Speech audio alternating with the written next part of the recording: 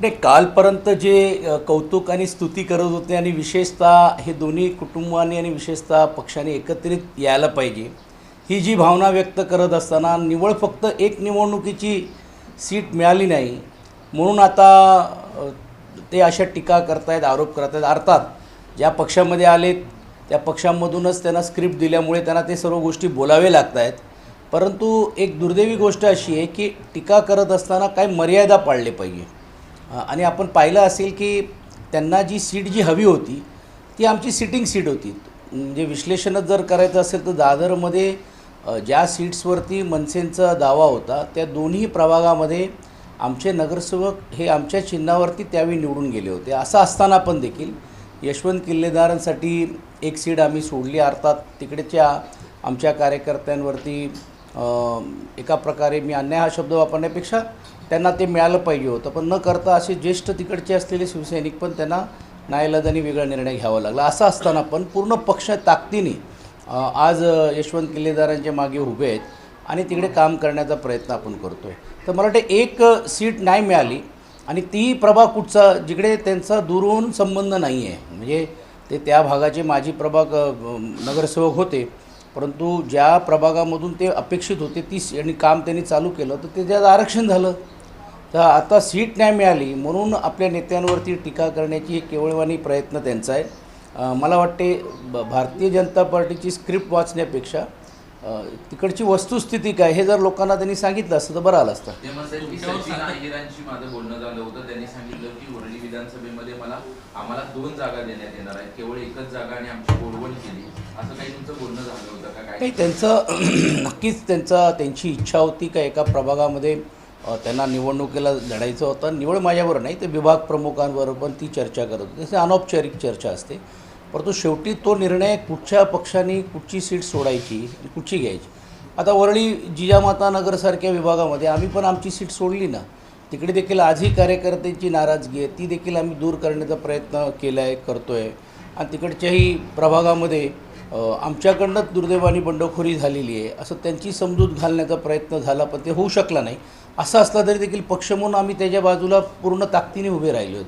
तर तो प्रभाग आम्ही घेतला आणि तो प्रभाग दिला, तर ही तडजोडीची भूमिका ज्यावी असते. आणि विशेषतः जसं राजसाहेबांनी आणि उद्धवजींनी हे स्पष्ट केलं की सीटसाठी कुठेतरी भांडण आपण करतो आहे, हा चित्र लोकांसमोर जाता कामा नये. आणि म्हणून वरळीमध्ये विधानसभेमध्ये तसं आम्ही आमच्या सिटिंग सीट्स जे आमच्या ह्याच्यावरतून निवडून आले होते ते देखील देण्याची भूमिका आम्ही घेतली. काही ठिकाणी जिकडे त्यांचे आले होते पण त्यांच्यातला नगरसेवक आज राहिला नाही, तरी देखील ती सीट्स आम्ही सोडल्या. भावाभावांची युती झाली आणि आता उद्धव ठाकरे हे मनसे हा पक्षच कब्जा करण्याच्या प्रयत्नात आहेत. कुठेतरी हिरवीकरण आमचं देखील करण्याचा त्यांचा प्रयत्न आहे, त्यामुळे अशा पद्धतीचा मला निर्णय घ्यावा लागला असं देखील एक गंभीर आरोप त्यांच्यावर. मग उशिरा का केला? ज्यावेळी हे 4-5 महिने अगोदर ज्यावेळी होत होते त्यावेळी या सर्व प्रक्रियेमध्ये ते होते. सर्व प्रक्रियेमध्ये त्यांनी पुढाकार घेण्याचं काम खालच्या स्तरावरती किंवा त्यांना दिलेल्या ज्या जबाबदारी आहे ते करण्याचं काम केलं. मग अचानकच त्यांना हे आता 5-6 महिन्यानंतर हा कुठचा साक्षात्कार झालं आणि कुठचा ब्लड टेस्ट त्यांनी केला तर हे बघावं लागेल. कुठच्या लॅबमध्ये गेले होते ते. त्यांचं असं म्हणणं आहे की शेवटच्या वेळेला आम्हाला दिलंच नाही, मी आणि संदीप देशपांडेंना कायम चर्चेसाठी दूर ठेवलं. त्याचं कारण वरतूनच आम्हाला सांगण्यात आलं होतं की आम्हाला दोघांना दूर ठेवायचं, म्हणजे संदीप देशपांडे आणि धुरी. 2 ठाकरेंमध्ये तह झाला. 2 ठाकरे ज्यावेळेस एकत्र येणार होते त्यावेळेस 2 किल्ले सरेंडर केले होते राज ठाकरेंना. त्याच्यामध्ये संतोष धुरी आणि संदीप देशपांडे यांचा समावेश होतो. आमच्या दोघांना बाजूला ठेवायचं तर आपली आघाडीची चर्चा पुढे जाईल अशा पद्धतीचा तो तह होता. असं कुठच्याही प्रकारचा कोणी कुठच्या पक्षातल्या कुठच्या नेत्यांना आणायचं आहे हा कधीही चर्चा झालेली नाही आहे. तुम्ही बघा आमच्याकडनं पण किती लोक होते. म्हणजे आता आमच्यासारखी लोक असतील आमच्या प्रभागामध्ये असतील, स्वतः आदित्यजी असतील किंवा राऊतसाहेब असतील, आमच्याकडनं अनिल परबजी आणि वरुण सरदेसाई हे 2च व्यक्ती चर्चेला गेलेत आणि अंतिम चर्चा जे काय झाली ते नेत्यांमध्ये झाली आहे. आणि आम्हाला जिकडे जिकडे जे काही गोष्टी बोलायचं असेल ते आम्ही आमच्या नेत्यांशी चर्चा करूनच केलेली आहे. तर अर्थात त्यांच्या वतीने पण देखील 2 ज्येष्ठ नेते बाळा नांदगावकरजी आणि नितीन सरदेसाई हे प्रतिनिधी होते. आता त्यांना त्यांची भूमिका काय मांडायची असेल तर त्यांच्याकडे मांडू शकले असते, पण आता चर्चेमध्येच सर्वांना बोलून घ्यायचं हा तो त्या पक्षाचा निर्णय. आणि मला असं वाटत नाही अशातली काही भूमिका त्यांच्या पक्षात पण घेतली गेलेली आहे. त्यांनाही विश्वासात काही गोष्टीवरती घेतले गेले असतील. आता इच्छुक जे असतात त्यांना काही गोष्टी बोलावे लागतात, काही बोलावे लागत नाही. तोच एक स्ट्रॅटेजीचा भाग असेल. पण जिकडे चर्चेचा विषय आमच्याकडनं असं कुठच्याही प्रकारे ह्याला तुम्ही बोलवा, ह्याला आम्ही बोलणार नाही, ह्याला आम्ही बसवणार नाही असं नाही आहे. आणि निवळ इकडे नाही तर पूर्ण राज्यभरामध्ये काही कार्यकर्ते जे आमच्याकडनं तिकडे गेलेले आहेत आणि ती कटुता प्रचाराच्या माध्यमातून किंवा वैयक्तिक माध्यमातून असं असताना आपण ही युती मनापासून करतो आहे. म्हणून कुठचाही राग रोष न ठेवता सर्वांबरोबर चर्चा करण्याची तयारी पूर्ण राज्यभरामध्ये आम्ही घेतलेली आहे. तर मग आम्हाला असं वाटते ह्याच्यामध्ये त्यांच्याबरोबर चर्चा न करण्यातला काय अर्थच नाही आहे. ज्यावेळी तुम्ही बघितलं असेल डोममध्ये कार्यक्रम झालं किंवा वेगवेगळ्या कार्यक्रम झालं तर संतोष दुरी असतील, संदीप देशपांडे असतील, आम्ही सर्व जे लोक आहोत किंवा खालचे आमचे सर्व जे कार्यकर्ते आणि नेते आहेत सर्वांनी खांद्याला खांदा लावून ते कार्यक्रम यशस्वी केलेले आहेत. मग असं त्यांना आजच अचानक का वाटावं लागलं? आत्ताच्या घडीची एक मोठी बातमी आहे. सातत्यानं तुमच्यावर काँग्रेससोबत तुम्ही केला आणि त्यामुळे ध्रुवीकरणाचा तुमच्यावर आरोप होत गेले 3-3.5 वर्ष झालं हेच सुरू आहे. आता भाजपच्या बाबतीतली एक महत्त्वाची बाब समोर आली आहे. अंबरनाथमध्ये भाजपनं काँग्रेससोबत तर अकोटमध्ये थेट भाजपनं MIM सोबतच युती केली. काय झालं आहे की भारतीय जनता पार्टीची दुपट्टी भूमिका ही यावरून स्पष्ट होते. सत्ता काबीज करण्यासाठी पाहिजे त्या गोष्टी करायला त्यांची मनस्थिती आणि मानसिकता आहे. आणि हे जे आमच्यावरती आरोप करतायत आता कुठे आहेत अमित साटम? त्यांनी सांगावं ना की याबाबत त्यांची भूमिका काय. मग ते बोलतील की मला काय विचारू नका, मला फक्त मुंबईपुरताच विचारा. म्हणजे ज्या प्रकारे त्यांच्याच मित्रपक्षांची अत्यवस्था पुण्यामध्ये, पिंपरी चिंचवडमध्ये, आता थोडे तुम्हाला आता जसं तुम्ही त्याचा उल्लेख केला कल्याण असेल, डोंबिवली असेल, या परिसरामध्ये करण्याचं काम करतायत. म्हणजे ज्या भागांमध्ये सत्ता आम्हाला ताब्यात घ्यायचं असेल तर पाहिजे ती तडजोड करण्याची मनस्थिती आणि मानसिकता भारतीय जनता पार्टीची दिसते. हे याच्यातून स्पष्ट होतं.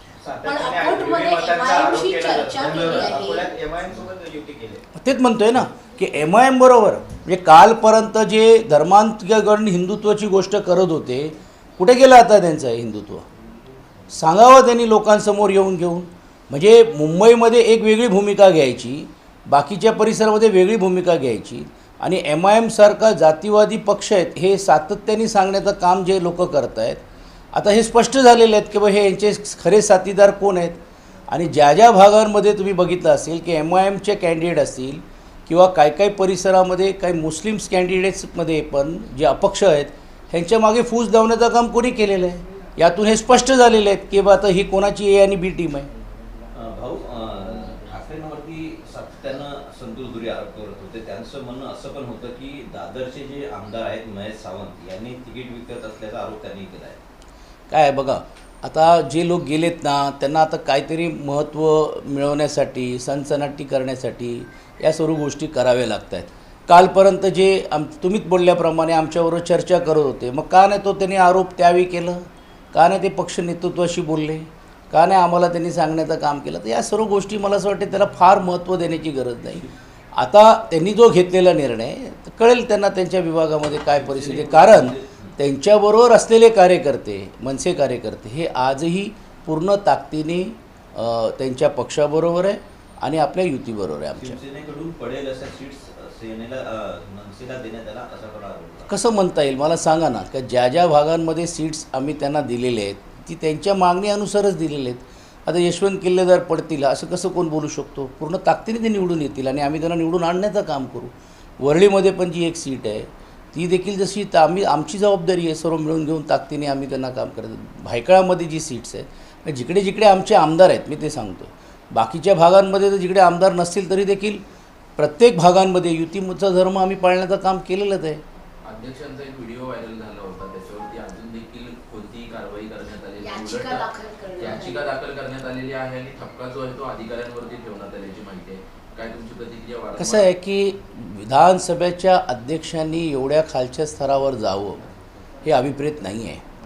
आणि तुम्ही बघितलं असेल की निवळ विधानसभेचे अध्यक्ष नाही परंतु ज्या पद्धतीने राज्याचे मुख्यमंत्री, उपमुख्यमंत्री आणि पूर्ण मंत्रिमंडळ ज्या पद्धतीने प्रशासनाचा गैरवापर करताना पाहायला मिळत आहेत, मोठमोठे ताफा आणून घेऊन या प्रचार यंत्रणामध्ये, म्हणजे निवडणूक आयोग आहे की नाही, आचारसंहिता असेल तर आम्ही देखील मंत्रिमंडळामध्ये राहिलो आहोत.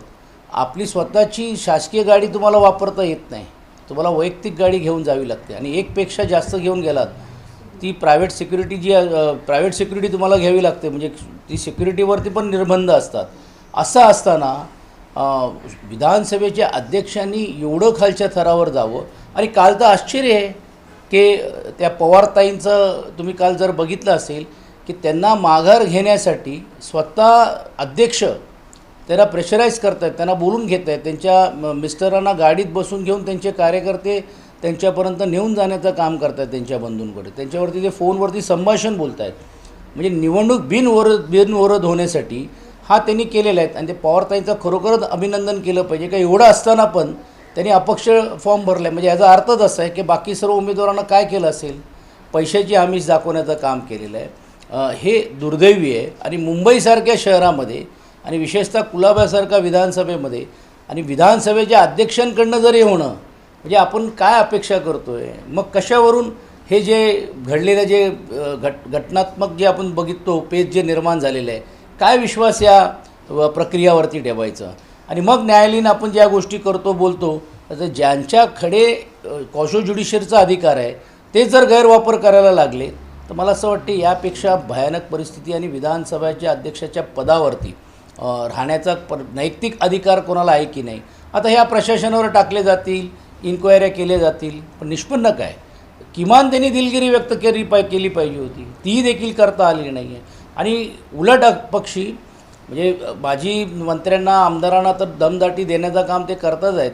पण त्याहीपेक्षा अप्रत्यक्ष रीतीने की तुम्ही जर जास्त बोलाल तर तुमच्या बाबतीत पण काहीतरी कारवाई होऊ शकते किंवा विधानसभा अध्यक्ष म्हणून घेऊन पण मी तुमच्यावरती हक्कभंगाचा आणू शकतो आणि काही गोष्टी करू शकतो. अशा प्रकारे करणं मला असं वाटते दुर्दैवी आहे आणि याचा आम्ही निषेध करतो. या सगळ्या प्रकरणावर त्यांचं असं म्हणणं आहे, या सगळ्या विषयावर त्यांचं असं म्हणणं आहे की मी ज्या काही सगळ्या गोष्टी केलेल्या आहेत त्या नियमात धरून केलेल्या आहेत, त्यामुळे मला तुम्ही शिकवायला जाऊ नये, मी नियमातूनच ते वकील आहेत त्याच्याबद्दल अहवाल आलाय तो देखील त्यामध्ये देखील असंच मेन्शन केलेलं आहे की हे कायद्याला धरूनच केलेलं आहे, मात्र कुठेतरी यामध्ये गल्लत झाली असं मेन्शन आहे. त्यामुळे ते किंचित नाही म्हणजे मला समजत नाही कुठच्या नियम कायदा म्हणजे अर्थात ते वकील आहेत त्यांच्याशी त्या विषयावरती वाद घालण्यात काय अर्थ नाही आहे. ते खूप हुशार आहे आणि त्यांनी विधानसभेच्या अध्यक्ष या नात्याने जी वकालत केलेली आहे सरकारची हेही आपण सर्वांनी पाहिलेलं आहे. मग त्याच्यात जात नाही. पण ज्या पद्धतीने ते गेले, ज्या पद्धतीने निवडणूक आयोगाच्या कार्यालयामध्ये जाणं, तिकडे तासोनतास बसणं आणि तिकडेच अपक्षांच्या बरोबर चर्चा करणं आणि त्याच्यावरती एका प्रकारे दबाव आणणं हे कुठच्या नियमामध्ये. म्हणजे आम्हाला माहीत आहे की ज्यावेळी एक उमेदवार जातो त्याचं अनुमोदन देणारा आणि ज्याला आपण सपोर्टर म्हणतो सूचक आहे, या दोघांपेक्षा जास्त लोकांना आत घेतलं जात नाही. मग कुठच्या अधिकाऱ्यांनी ते तिकडे आत गेले होते हे ते का बोलत नाही. कुठच्या अधिकाऱ्यांनी त्यांची सिक्युरिटी घेऊन तिकडे जाण्याचा प्रयत्न केला. ज्यावेळी अपक्षांवरती कशा प्रकारे गाडीतून घेऊन हे मी म्हणत नाही, त्यांचे उमेदवारच बोलायला लागलेले आहेत. आणि आता निवडणूक आयोगाने त्यांना संरक्षण द्यावं लागलं. म्हणजे ही शोकांतिका नाही का. प्रशासनावरती आरोप करत असताना नैतिक आपली काही जबाबदारी आहे की नाही ह्याचा तरी विचार त्यांनी करायला पाहिजे होता. ह्याचाही नैतिक विचार न करता ज्या पद्धतीने ड्रॅमॅस्टिक जे आपण बोलतो असं पूर्ण जाऊन भिवून ज्या व्हिडिओज जे त्यांचे बाहेर येत आहेत त्यातून तुम्हाला कळलं असेल की कशी मनस्थिती आणि मानसिकता त्यांची. आमचे नगरसेवक बिनविरोध निवडून येतात तर ठाकरेंना मिरची का लागते असा आरोप मुख्यमंत्री देवेंद्र फडणवीस करतात. यासाठी लागते कारण लोकशाही संपत चाललेली आहे. अशाच पद्धतीने जर लोकशाही जर संपली मग नोटा कशाला तुम्ही आणता. ज्या अर्थी कुठच्याही उमेदवाराच्या बाबतीतली आमची गरज नाही असं आहे तर आम्ही निवडणूक आयोगाला हे सांगतो आहे की बघ त्यांना तुम्ही बिनविरोध करूच शकत नाही. मग नोटा हा ऑप्शन तुम्ही दिला काय. माननीय सर्वोच्च न्यायालयाचा एक निर्णय आहे की त्यामध्ये अशा प्रकारे न करता ते जे उमेदवार जे असतील त्यांच्याबरोबर बॅलेटवरती नोटा ठेवलं पाहिजे होते. हिंमत असेल तर ह्या 96 जागा जे त्यांनी निवडून आणलेले बिनविरोध घ्या ना निवडणूक आयोगाने, नोटाचा ऑप्शन द्या. लोक ठरवतील की त्यांना निवडून द्यायचं आहे की नोटा हा ऑप्शन वापरायचा आहे. म्हणजे पुढच्या काळामध्ये मतदारांपर्यंत जायची गरज नाही, मतदार यंत्रणा लावायची गरज नाही. कुठच्याही प्रकारे लोकांना दिलेल्या आश्वासनाचं पालन होत नाही, पूर्तता होत नाही म्हणून उमेदवारांनाच विकत घ्यायचं. किंबहुना सर्वच राजकीय पक्षामध्ये अशा प्रकारे मानसिकता आणि एक भीतीचं वातावरण निर्माण करायचं की उमेदवार पुढे येऊच नाही. हे जर होत राहिलं तर जसं सर्वजणच म्हणत आहेत की पुढच्या 5 वर्षामध्ये निवडणुका होतील की नाही होतील, ह्याच्या मागे आपण या धर्तीवरती पुढे चाललेलो असं म्हणायला हरकत नाही. भाऊ, तुम्ही पुण्याचे आणि पिंपरी चिंचवडचे संपर्क प्रमुख आहात. पुण्यातल्या कोथरूडमधनं तुमची मशाल गायब झाली आहे. तुमच्या उमेदवारानं, ज्याला तुम्ही सर्व बाकीच्या निष्ठावानांना डावलून एबी फॉर्म दिला, त्यानं एबी फॉर्म त्याचा ठरला, तो वैध ठरला. तो निवडणुकीला सामोरे जात असताना काल त्यानं देवेंद्र फडणवीसांच्या उपस्थितीमध्ये भाजपमध्ये प्रवेश करून टाकला. त्यामुळे आता तुमचा तिथं उमेदवार नाही. त्याचं असं म्हणणं होतं की काँग्रेस माझं काम करत नव्हती, काँग्रेसचे लोक जे आहेत ते ग्राउंड लेवलला माझ्या विरोधात काम करत होते, त्यामुळे काँग्रेसला मतच मिळायला नको म्हणून मी भाजपमध्ये प्रवेश केला. ते काय झालं आहे, जे एकतर पहिली गोष्ट अशी आहे की ज्यांना उमेदवारी मिळाली नाही तेही भाजपमध्ये गेले आणि ज्यांना मिळाली तेही भाजपमध्ये गेले. आपल्याला माहीत असेल की पुण्यामध्ये एक पॅनल सिस्टम असतो, 4चा पॅनल. 4च्या पॅनलमध्ये 2 काँग्रेसनी आणि 2 आम्ही मागणी केली होती. त्यात महिला यासाठी आमची मागणी होती आणि महिलांसाठीच काँग्रेसचं म्हणणं होतं की बा ती सीट आम्ही देऊ शकत नाही. असं असताना मग नाईलाजाने आम्ही 2 एबी फॉर्म दिले होते. त्यात स्पष्ट अशी चर्चा झाली होती की काँग्रेसबरोबर चर्चा करून कुठे आम्हाला मागे घ्यायची आहे, कुठे त्यांनी मागे घ्यायची. हे करत असताना एक सीट महिलांची ती मागे स्वतःहून त्यांनी घेण्याचं काम केलेलं आहे. एक सीट राहिली, त्यावेळी काँग्रेसनी पाठिंबा द्यायचं, परंतु दुर्दैवाने म्हणावं लागेल की तिकडे देखील काँग्रेसनी कुठच्याही प्रकारे सहकार्य करण्याची भूमिका घेतली नाही किंवा ते पॅनलमध्येच आमच्या उमेदवाराला घेण्याचं काम केलं नाही. असं असलं तरी देखील त्यांनी थांबणं गरजेचं होतं, लढणं गरजेचं होतं. दुर्दैवी आहे की अशी लोकं ज्यावेळी पुढे येतात आणि अशा लोकांच्या बाबतीत ज्यावेळी आपण पोटतिडकीने बोलत असतो, अशा ज्या गोष्टी करतात, म्हणजे त्यांना वैयक्तिक काँग्रेसला धडा शिकवण्यासाठी हा मार्ग अवलंबून करण्याचं काम जे त्यांनी केलेलं ते चुकीचं आहे, दुर्दैवी आहे. आणि जरी तशी परिस्थिती असली तरी देखील तिकडे आम्ही महाविकास आघाडीचा जो धर्म आहे कार्यकर्त्यांच्या माध्यमातून निश्चितपणे आम्ही पाळण्याचं काम आम्ही करू. म्हणजे काँग्रेसच्या उमेदवाराला सपोर्ट करावं नाही. जिकडे काँग्रेसचा उमेदवारच नाही आहे त्या प्रभागामध्ये, तर त्या प्रभागामध्ये 3 प्रभागामध्ये काँग्रेसचे उमेदवार आहेत. एका इकडेमध्ये महिलांमध्ये आम्ही सीट मागत होतो, ते आम्हाला द्यायला तयार नव्हते. तरी आम्ही तिकडे एबी फॉर्म दिलं, कारण आमचे अत्यंत चांगले काम करणारे सविताताई मते तिकडे काम करत आहेत आणि इकडे त्यांना फॉर्म देण्याचं काम केलं. असं असलं तरी देखील बाकीच्या 3 प्रभागामध्ये आम्ही आमचा महाविकास आघाडीचा धर्म पाळू. या प्रभागामध्ये पण देखील आम्ही एक अपक्ष जे उमेदवार जे आमच्या संपर्कात आहेत कालपासून, त्यांना पुरस्कृत करण्याचं काम आम्ही करणार आहोत. सांगता सभेसाठी शिवाजी पार्क मैदानासाठी सगळ्यांनीच अर्ज केले आहेत. आपण कधी केले आणि काही अजून कन्फर्मेशन आलं आहे का? आणि लवकर तारीख ती ठरवली जाणार आहे. तशी ऑलरेडी अंतर्गत चर्चा झालेली आहे आणि फक्त आता जसं तुम्ही म्हटल्याप्रमाणे की अर्ज तर आम्ही केलेलेच आहेत आणि आम्हाला ते मिळेल अशी आम्हाला अपेक्षा, कारण आमचा अर्ज हा पहिला गेलेला आहे. अर्थात काही लोक त्याच्यामध्ये खो घालण्याचं काम करत आहेत. माझ्या माहितीप्रमाणे 6 तारखेला अमित शहाजी येणार होते, पण 6 तारीख उलटून गेलेली आहे. कदाचित 11 तारखेला पंतप्रधान येतील आणि त्या 12 किंवा 13 तारखेला एकच सभा घ्यायचा असं नियोजित आहेत. काहींची मागणी अशी पण आहेत की विभागवाईज काही सभा घ्यायची आहेत, पण आपल्याला सर्वांना माहीत असेल की 227 मतदारसंघापर्यंत पोचायचं असेल तर फक्त निवळ सभा घेऊन चालणार नाही. म्हणून प्रत्येक वॉर्डवाईज शाखा भेटी आणि प्रत्येक निवडणुकीच्या कार्यालयामध्ये जाण्याचं काम सर्व दोन्ही नेते करत आहेत आणि 4ही नेते करत आहेत.